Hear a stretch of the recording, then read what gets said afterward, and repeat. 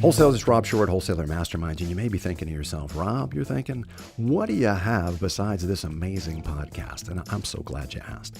Wholesaler Masterminds has an assortment of product and services all designed around the art, science, and lifestyle of wholesaling.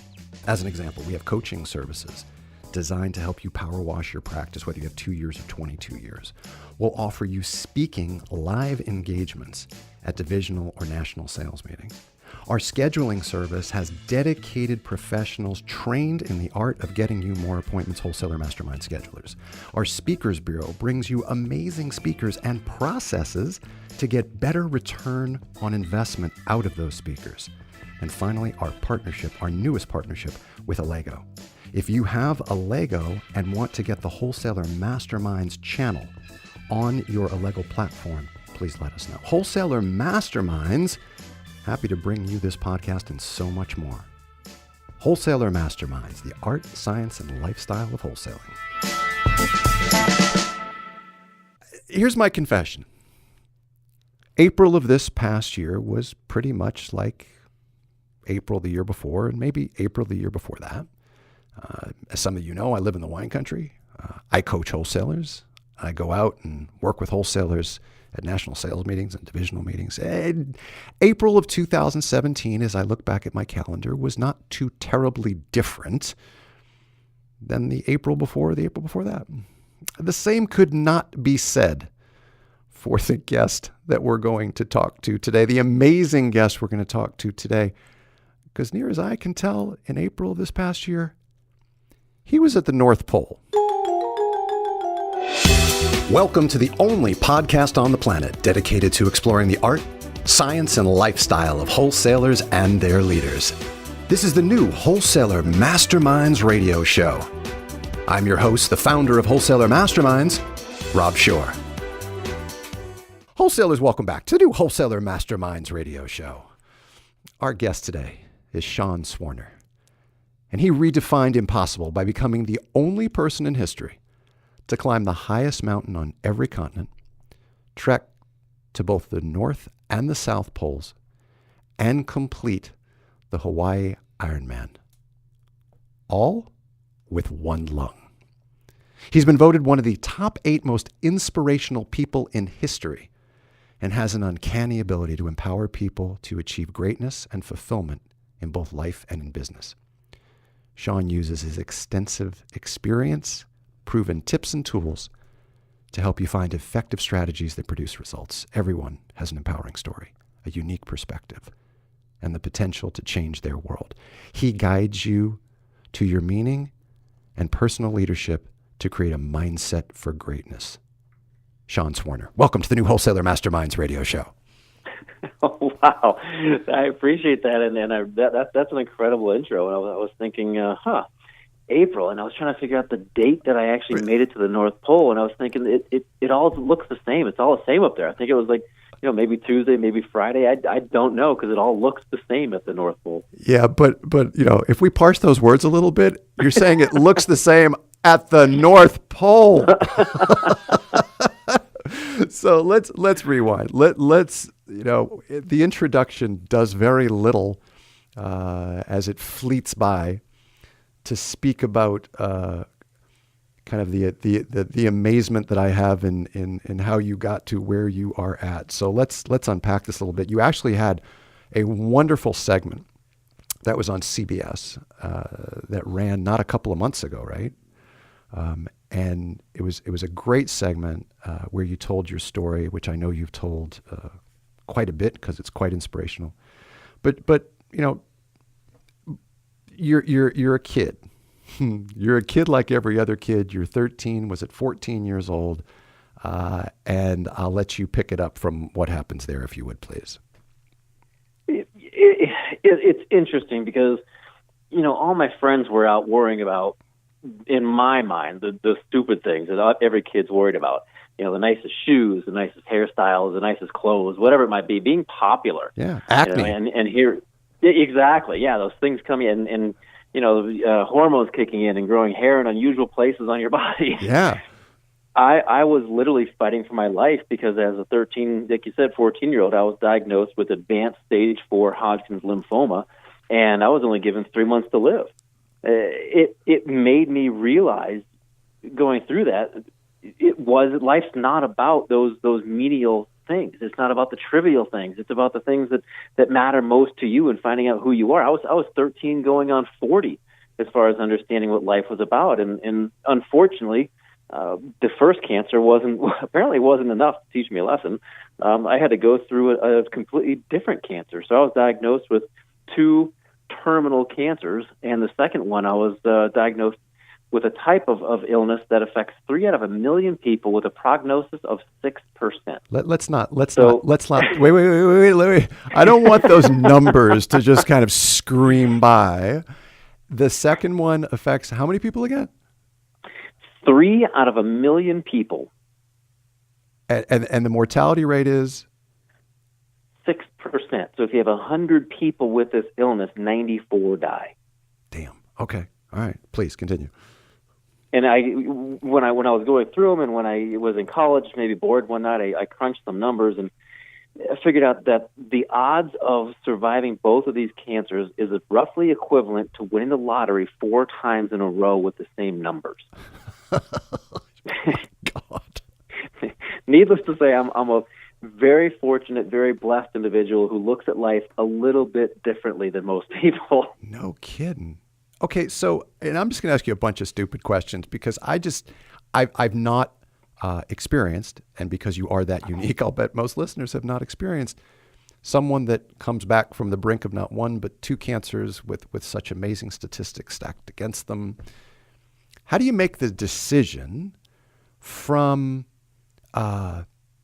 resuming life, and I won't say as it was because it's never the same as it was, but how do you make the decision from, I survived, I'll go be an insurance agent, get married, have kids, and live in Sheboygan, Wisconsin, to I'm going to go start climbing some of the highest peaks in the world? I mean, how did you get there? Because, I mean, surviving's one thing, but going all the way to the extreme is something completely different still. And I mean this in the nicest way possible. You sound just like my parents. They sat me down when I told them, and literally said, "We didn't get you through 2 cancers to go kill yourself on a hunk of rock and ice."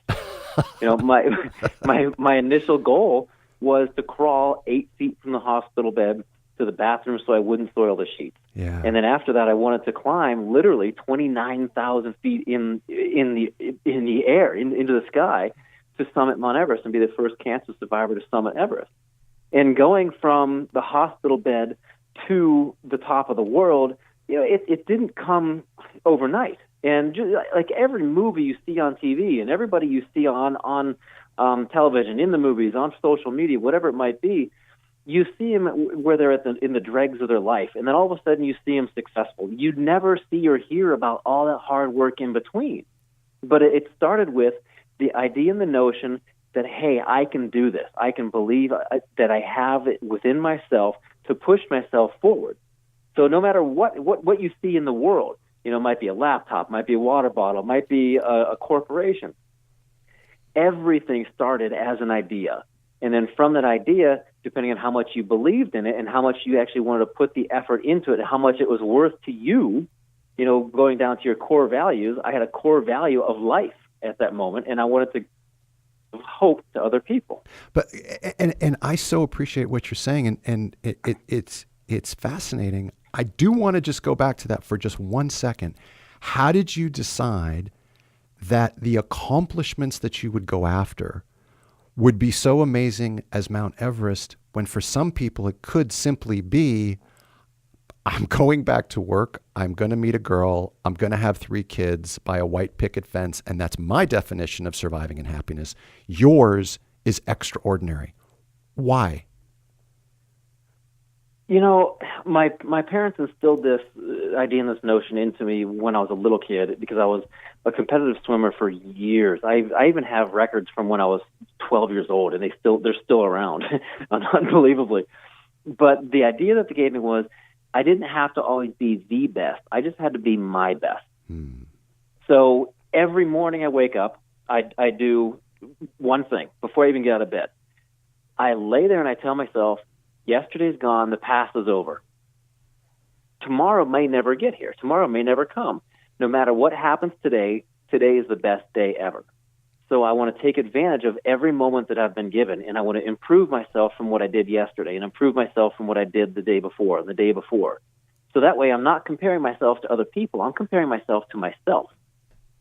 And I'm just pushing myself a little bit further every day. So if that's the case, then if the every day needs to be better than the last day, then that begins to explain why these amazing feats call you to accomplish. Tell me a little bit about your attitude on focusing on the positives. So, it could not possibly be that when you were at the depths of the illnesses, that you could focus on the worst, because if you focused on the worst, your mind would take over and the worst would occur. At least I believe that to be true. How do you focus on the positives? Do you have some things that help you focus on the positives?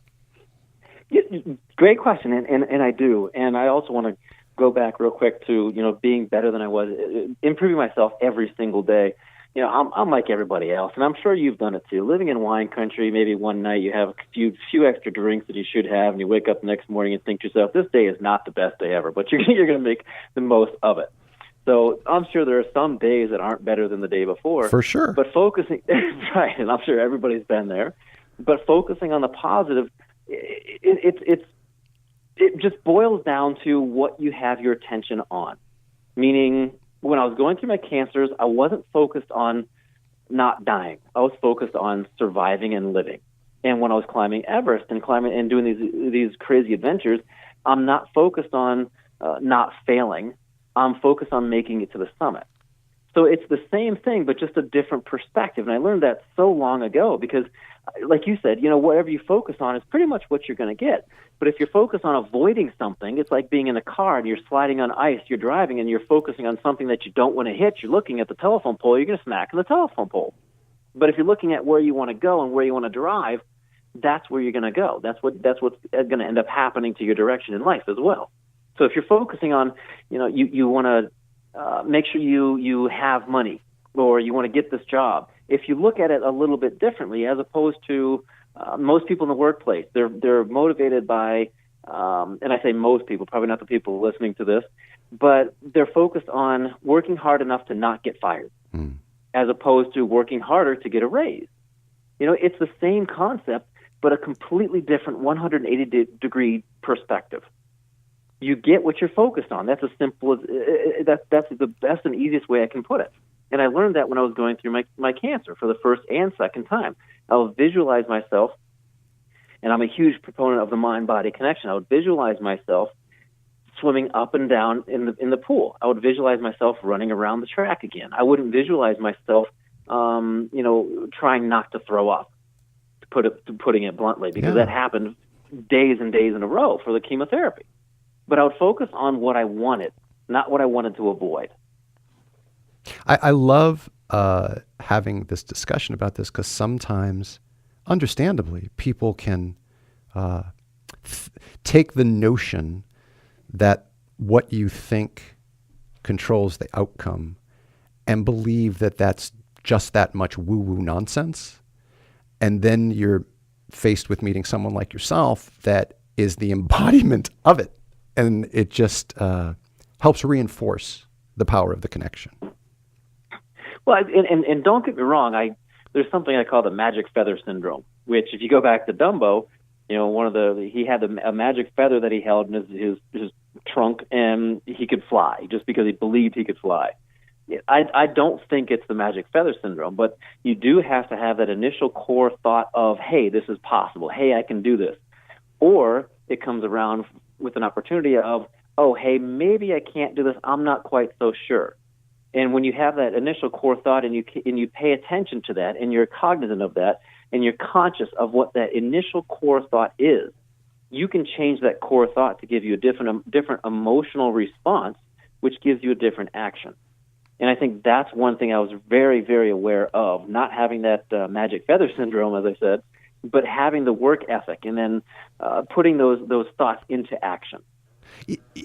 Yes, and I'm further dissecting what you're saying, because it's not about blind optimism. It's not about dreaming. I guess what I'm trying to say is I follow you and understand that there's substance behind the focus, and not just daydreaming, if you will. Exactly. If you sit in your office and you don't get on your laptop and you don't get on your computer to send emails, and you're just sitting there thinking and wishing, you're putting it out into the universe. Hey, I want to make $1 million today. I want to make $1 million today. That's not going to happen unless you put in the work to actually do it. Right. Let's talk about focusing on what you can control. Because, sometimes in the world in which our audience lives, and the world in which I live, it's really easy to get whisked away by, a product decision made by the firm, about a management decision made by the firm, a compensation decision made by the firm. And it's really easy to have things that are decided upon in the course of business directly impact us in ways that maybe they shouldn't have impacted us as much because we got carried away on those thoughts. How did you control that? So at a certain point, some of it was in your control, how you believed, as we've been talking about, and other stuff simply wasn't. How did you navigate that? Exactly. You control what you can control, and what you can't control, why would you let that upset you? Because it's easy to do. Okay, let me ask you this. Say you had one goal and it didn't go that way. How does worrying about that, or how does getting upset about that one thing help you get what you want? Yeah. And the emotionally intelligent me says, Sean's 100% right. Yep, that's exactly right. And in the moment, it's easy to get wound up about what didn't go right. Exactly. How does getting wound up, how does getting excited about it, upset about it, help you accomplish your goal? Mm-hmm. And the easy answer is it doesn't. Yeah. And all you have to do is just elevate your consciousness a little bit. And by consciousness, I mean pay attention to your thoughts. You spend... I'll just turn around as a question. Who do you talk to every day more than anyone else? Myself. Exactly. And how often is that self-talk negative? For most people, it's more than 70% of the time, I'm guessing. Would you be friends with someone who's 70% negative to you? My goodness, no. Then why would you do it to yourself? The one person that matters most. Why would you constantly berate yourself, and why would you constantly put yourself down? Why wouldn't you build yourself up? Why wouldn't you start your day off by saying today's the best day ever, and adding in some affirmations of how good the day is going to become? And then at the end of the day, write down 5 things you're thankful for to reprogram your brain to be focusing on the positives as opposed to the negatives. The world is full of darkness. It's full of negative stuff on the news. It's everywhere. We live in a particularly darker time. That is true. Yes. And we need to focus on the positives. And I threw out that word need. There need, want to, have to, and should. In people wake up in the morning all the time and they think of all the things they have to do, they need to do, they should do. You're sitting there thinking, I should do this, I should do that. Well, first of all, stop shooting on yourself. Stop that immediately, and turn it around and think of the end result, and fully live that moment of success. Because you have all those things that you need, quote unquote, need, have to, and should do. If you think of the end result and you're already successful before you begin, you wake up and think of all the things you want to do. Again, it's all about perspective and how you decide to see things. One of the greatest freedoms we have is a freedom of choice, and we always can choose how we want to see things. How did you navigate the beliefs that others wanted to put upon you? How did you not get sucked under by others? So when others said, no, it doesn't matter how much radiation we give you, you're going to die. No, a man with one lung does not climb to 29,000 feet. No, men cannot do the Ironman. that are in the physical shape that you're in, you need two lungs, buddy. How do you swat that back? How did you swat that back? Everyone has always heard of the 4-minute mile. You know, that whole analogy of it's not possible until it's done. Yeah. And it's the same thing here. People are afraid to take risks. Why are they afraid to take risks? Because of how other people are going to see them, what other people might say. But if you're truly and deeply devoted to something and you want to do it for the right reasons and it meshes with your core values, those risks, you kind of look at them and you think to yourself, what do you have to lose? So someone might look at you and laugh. So you fail, big deal. Failing, you get back up, you learn something. You know, Edison, when he made the light bulb, how many times did he quote unquote fail? You know, 1,000 times, right? Or something like that, 700, 800 times. But he learned 800 ways not to do something. And the one time that it actually happened, it was amazing. He made the light bulb. You know, same thing here. People tell me all the time, you can't do this, you can't do that. They're slowly realizing that they're wrong. I would say at this point, there's a good case for you saying, man, let me try. You might be wrong. But people have to realize that if fear holds them back. And like I said, it's fear of repercussions. It's fear of how other people are going to see them. It's fear of people making fun of you, whatever that might be. You know, most of it's fear of failure, but some people are afraid of success as well. But as soon as you step over that line of fear, your entire world opens up. Doors open up that you would never believe would open up. And people just need to have the confidence in themselves to take that step over that line of fear and to leave it behind you. You know, a good analogy is I actually watched something online with, I think it was, I can't remember the guy's name right now. Will Smith. Yes. Was talking about how he and his buddies were out. They were going skydiving. You know, they were out one night having some drinks, having a great time, and one of them had the idea, hey, let's go skydiving tomorrow. He says, oh, that's fantastic. That's an awesome idea. Gets into bed that night and starts really worrying about it. You know, gets really worried, thinking to himself, maybe he had too much to drink, maybe this is a stupid idea. Really sick. He's flopping around in bed, doesn't sleep at all. Wakes up the next morning, he's thinking to himself, maybe nobody's going to show up. You know, maybe this is a dumb idea. Maybe I should call everybody. They show up to go to the airport, hop on the plane. Meanwhile, all of his friends are thinking the same thing. This is a dumb idea. Should I really be doing this? Everybody's so scared and petrified they didn't say anything. They got on the plane. They took a leap. As they were falling down, parachute opens up, and all of a sudden, the world opens up to his eyes, and he's having a wonderful time. Everything that he was worried about, what was the point? Yeah. As soon as you take that leap of faith, as soon as you take that step over that line of fear, your entire world can open up. You just have to have the confidence to take that first step. It's like getting over the line. That's the hard Yeah. part. Yeah. So let me ask you this before we go. What's next? So for folks that don't know, let's explain to them, because I, of course, did not know before I started researching you. What is the Explorers Grand Slam, which you have already achieved? Well, to me, it sounds like a Denny's breakfast platter, to be honest with you. But it's actually the highest mountain on every continent, including Mount Everest, and skiing to the North and South Pole. Wow. Okay. So that's done. What do you have your sights set on next? Well, I've been told, now that I'm actually engaged, that maybe marriage is more of an exciting and arduous adventure than actually climbing Everest. So maybe marriage is the next adventure. But if anyone has any connections to, say, Elon Musk or Sir Richard Branson, you might know where this is going. But the next logical step would be outside the solar system, or outside the world. And I have only known you for but minutes, but I suggest you're not kidding. So have you started to plan as such? I mean, I would believe you have connections into both of those humans. Have you started planning as such? I have some seeds planted, and I'm working on those connections right now. Wow. That's awesome.